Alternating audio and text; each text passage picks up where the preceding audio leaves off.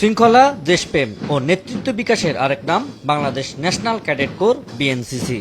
জাতীয় দুর্যোগ ও জরুরি অবস্থায় কৃতিত্বের সাথে দেশের মানুষের আস্থা অর্জন করে যাচ্ছে দ্বিতীয় সারির এই প্রতিরক্ষা বাহিনী।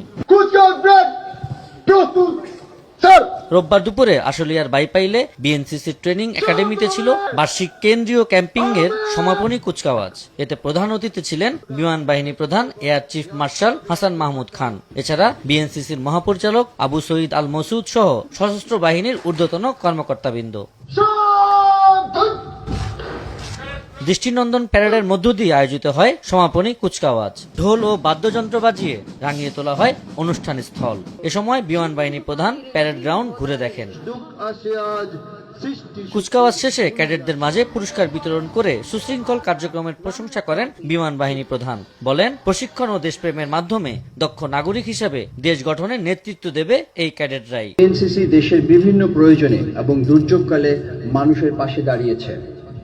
জাতীয় জীবনের নানা গুরুত্বপূর্ণ মুহূর্তে বিএনসিসি ক্যাডেটদের স্বতঃস্ফূর্ত অংশগ্রহণ আজ দেশবাসীর আস্থা অর্জন করেছে।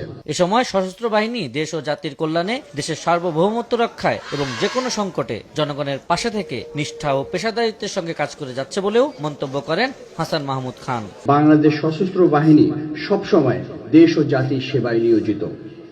আমাদের মূল দায়িত্ব দেশের সার্বভৌমত্ব রক্ষা করা এবং যে কোনো সংকটে জনগণের পাশে থাকা। সবশেষে মনোমুগ্ধকর ডিসপ্লে প্রদর্শনীর মধ্য দিয়ে শেষ হয় বিএনসিসির বার্ষিক ক্যাম্পিংয়ের সমাপনী কুচকাওয়াজ।